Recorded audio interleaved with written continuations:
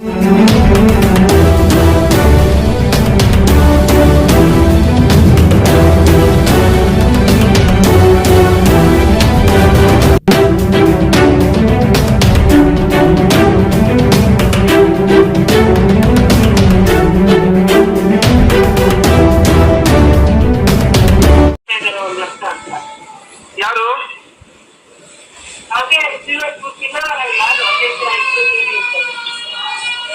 ಅಧ್ಯಕ್ಷ ಮತ್ತೆ ಶ್ರೀನಿವಾಸ್ ಮೂರ್ತಿ ಇಬ್ರು ಕೇಳ್ತಿದ್ದಾರೆ ಅಂತ. ಮತ್ತೆ ಇವಾಗ ಕೇಳ್ತಿದ್ದಾರೆ ಅಂತ. ಶಬರೀಶ ಹೇಳಿದ್ದ ಅಲ್ಲ, ಯಾರು ಹೇಳಿದ್ದು ಯಾರು ಮೇಡಮ್? ಶಬರೀಶ 1 ಲಕ್ಷ ರೂಪಾಯಿ ಡಿಮ್ಯಾಂಡ್ ಮಾಡ್ತಿದ್ದಾನೆ ಅಂತ ಅಂತಿದ್ದಾನೆ ಅಂದ್ರೆ ಇದು ಯಾವ ಆಧಾರದ ಮೇಲೆ ಮಾಡ್ತಿದ್ದಾನಂತೆ? ಅವನಿರೋದು ಅವನು ಯಾವ ಆಧಾರ ಅಂತ ಹೇಳಿದ್ರೆ ಏನು ನೋಟಿಸ್ ಇದು ಕೊಟ್ಟಿದ್ರಂತ ಅವ್ನು ಆನ್ಸರ್ ಮಾಡಿರ್ಲಿಲ್ಲಂತೆ. ಹಾಗಾಗಿ ಅವ್ನು ಆನ್ಸರ್ ಮಾಡಿಲ್ಲ. ಇದೇನಾ? ಅದೇ ಆನ್ಸರ್ ಮಾಡಿಲ್ಲ. ಅದೇ ಇದಕ್ಕೆ ಮನೆ ತಾನೆ ಮನೆಯದು ಅಲ್ಲ, ಇದಕ್ಕೆ ನೋಟಿಸ್ ಕೊಟ್ಟಿದ್ರಂತಲ್ಲ. ತ್ರಿಶೂಲಕ್ಕೆ ನೋಟಿಸ್ ಕೊಟ್ಟಿದ್ರಂತ. ಇದಕ್ಕೆ ನನಗೆ ಚೆನ್ನಾಗಿ ನೆನಪಿದೆ. ಪದ್ಮಾ ಮೇಡಮ್ ಇದ್ದಾಗ ಇವನಿಗೆ ನೋಟಿಸ್ ಕೊಟ್ಟಿದ್ರು. ಹೆಡ್ ಆಫೀಸಿಂದ ನಾನು ಕೊಟ್ಟಿರೋ ಲೆಟರ್ ಮೂಲಕ ಇದಕ್ಕೆ ಸಮಯಾಕ್ಷಿ ಕೊಡಿ ಅಂತ ಕೊಟ್ಟಿದ್ದು. ಅದನ್ನ ಅದೇ ಹೇಳ್ಬೇಕು. ಅದನ್ನ ಬಸವರಾಜ್ ಹೇಳಿ 3 ಲಕ್ಷ ರೂಪಾಯಿ ಡಿಮ್ಯಾಂಡ್ ಮಾಡಿರೋದನ್ನ ಅದು ಯಾವ ಹೇಳ್ಕೊಂಡಿದ್ದ, ಯಾವ್ದೋ ಅರ್ಚಕ ಹತ್ರ 3 ಲಕ್ಷ ರೂಪಾಯಿ ಮಾಡಿ 1 ಲಕ್ಷ ಕೊಟ್ಟಿದ್ದೀನಿ, ಇನ್ನು 2 ಲಕ್ಷ ಕೊಡುವಂತ ಇದ್ ಮಾಡ್ತಿದ್ದಾರೆ ಅಂತ ಅಂದ್ಬಿಟ್ಟು ಹೇಳ್ತಾ ಇದ್ದ. ಆ ಕೋರ್ಟ್ ಸಂಬಂಧಪಟ್ಟ ಪ್ರಶ್ನೆ ಮಾಡಿದ್ ನನ್ನ ಲೆಟರ್ ಮೇಲೆ ಅವನು ಕಮರ್ಷಿಯಲ್ ಆಗಿ ಉಪಯೋಗಿಸ್ಕೊಂಡ. ಅದನ್ನು ಮತ್ತೆ ಸತೀಶ್ ಮುಂದೆ ಅಷ್ಟೇ. ಅದೇನೋ ಬತ್ತಿ ಮಾರೋದು ಕೇಸ್ ಇತ್ತಲ್ಲ, ಅದಕ್ಕೆ ಕಳ್ಸಿದ್ದಿದ್ದು. ಅದಕ್ಕೊಂದು 3 ಲಕ್ಷ ರೂಪಾಯಿ ಡಿಮ್ಯಾಂಡ್ ಮಾಡಿ ಇದೆಲ್ಲ ಮಾಡಿದ.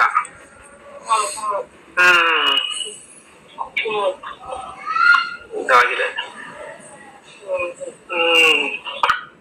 ಕೇಳಿದ್ರೆ ಬಂಧುಗಳೇ, ಈ ಶಬರೀಶ ಅಂತ ಸಹಾಯಕ ಅರ್ಚಕ ಅಂತೇಳಿ ಇಲ್ಲೀಗಲ್ ಆಗಿ ಏನು ದೇವಾಲಯದಲ್ಲಿ ನುಸುಳಿದ್ದಾರೆ. ಈ ವ್ಯಕ್ತಿ ಹತ್ರ ಶ್ರೀನಿವಾಸ ಮೂರ್ತಿ ಅಂಡ್ ಟೀಮು 1 ಲಕ್ಷ ರೂಪಾಯಿ ಲಂಚ ಕೇಳಬೇಕಾದ್ರೆ ಯಾವ ಕಾರಣಕ್ಕೋಸ್ಕರ ಆ ವ್ಯಕ್ತಿ ಈತನಿಗೆ 1 ಲಕ್ಷ ಕೊಡಬೇಕು, ಈತ ಏನಕ್ಕೋಸ್ಕರ 1 ಲಕ್ಷ ರೂಪಾಯಿ ಕೇಳ್ತಾರೆ, ಇದು ಉತ್ತರ ಕೊಡಬೇಕಾಗತ್ತೆ ಅವರು. ಇನ್ನು ಶ್ರೀನಿವಾಸ ಮೂರ್ತಿ ಅಂಡ್ ಟೀಮು ಬೇರೆ ಬೇರೆ ವ್ಯಕ್ತಿಗಳ ಹತ್ರ ಈ ರೀತಿ ಲಂಚವನ್ನ ಕೇಳಿ ಎಷ್ಟು ಹಣವನ್ನ ಮಾಡಿರ್ಬೋದು. ಬನಶಂಕರಿ ದೇವಾಲಯದಲ್ಲಿ ಈ ರೀತಿ ಶ್ರೀನಿವಾಸ ಮೂರ್ತಿ ಅವರು ಹಣ ಕೇಳಿರುವಂಥದ್ದು ಇದು ಒಂದೆರಡಲ್ಲ, ಬೇಕಾದಷ್ಟು ಉದಾಹರಣೆಗಳಿದೆ. ದಾಖಲೆ ಸಮೇತ ಉದಾಹರಣೆಗಳು ಕೊಟ್ಟರು ಮೇಲಧಿಕಾರಿಗಳು ಭಯ ಬಿದ್ದು ಶಾಂತವಾಗಿದ್ದಾರೆ. ಅದೇನಕ್ಕೆ ಅಂತ ಆ ಖದೀಮರನ್ನೇ ಕೇಳಬೇಕಾಗತ್ತೆ.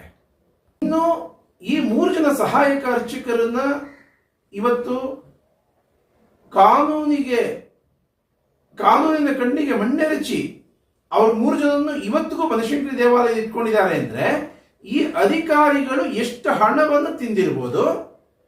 ಮತ್ತೆ ದೇವಿಯ ವಜ್ರಾಂಗಿಯನ್ನ ಕಳ್ಳತನ ಮಾಡಿ ದೇವಾಲಯದಲ್ಲಿ ಉಳ್ಕೊಂಡಿರುವಂತ ಮತ್ತು ಕೋರ್ಟ್ಗೆ 50,000 ರೂಪಾಯಿ ತಪ್ಪೊಪ್ಪಿಗೆ ಹಣವನ್ನು ಕಟ್ಟಿ ಬಂದಿರುವಂತವ್ರು. ತಪ್ಪೊಪ್ಪಿಗೆ ಕಟ್ಟಿದ ಮೇಲೆ ಕಳ್ತನ ಮಾಡಿದೀನಿ ಅಂತ ಒಪ್ಕೊಂಡಂಗಾಯ್ತು. ಅಂತವ್ರನ್ನ ಇಟ್ಕೊಂಡು ಇವತ್ತು ಅವರ ಮಕ್ಕಳನ್ನ ಇವತ್ತು ದೇವಾಲಯದ ಒಳಗೆ ತಗೊಳ್ಳೋದಿಕ್ಕೆ ಅಧಿಕಾರಿಗಳು ಲಂಚದ ರೂಪದಲ್ಲಿ ಈ ರೀತಿ ಪ್ರಯತ್ನದಲ್ಲಿ ಸಾಕ್ತಾ ಇದ್ದಾರೆ. ಇವತ್ತು ಲಕ್ಷ್ಮೀ ನರಸಮ್ಮ ಅಂತ ಅನ್ನುವಂತ ಮಹಿಳೆ 5 ವರ್ಷದಿಂದ ಇಲ್ಲೀಗಲ್ ಆಗಿ ದೇವಾಲಯದೊಳಗಿದ್ದಾರೆ, ಕೋಟರ್ಸ್ನಲ್ಲಿದ್ದಾರೆ. ಇವತ್ತಿಗೂ ಕೂಡ ಯಾಕಮ್ಮ ನಿತ್ಯ ಕೀ ಕೊಡಮ್ಮ ಅಂತ ಕೇಳಿಲ್ಲ. ಸ್ವಂತ ಮನೆಗೆ ಹೋಗಿದ್ದಾರೆ. ಈಗ 3 ತಿಂಗಳ ಹಿಂದೆ ಮನೆ ಖಾಲಿ ಇದೆ. ಆದ್ರೆ ದೇವಾಲಯದ ಅಧಿಕಾರಿಗಳಿಗಾಗ್ಲಿ ಕೇಂದ್ರ ಕಚೇರಿಯ ಅಧಿಕಾರಿಗಳಿಗಾಗ್ಲಿ ಆ ಲಕ್ಷ್ಮೀ ನರಸಮ್ಮನ ಹತ್ರ ಕೀ ಇಸ್ಕೊಳ್ಳುವಂತ ತಾಕತ್ತು ಆ ಅಧಿಕಾರಿಗಳಿಗಿಲ್ಲ. ಇನ್ಯಾವ ದೌರ್ಬಲ್ಯಕ್ಕೆ ಸಿಕ್ಕಿದ್ದಾರೆ ಅಂತ ಯೋಚನೆ ಮಾಡಬೇಕು, ತನಿಖೆ ಮಾಡಬೇಕು.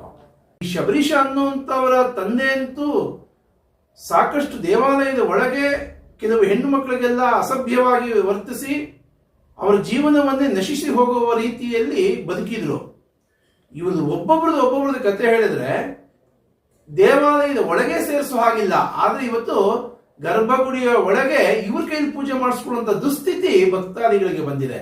ಆಹಾ, ಎಂತ ಸ್ಥಿತಿ ಬಂತು ಅಂದ್ರೆ ದೇವಾಲಯಕ್ಕೆ ಒಪ್ಕೊಳ್ಬೇಕು.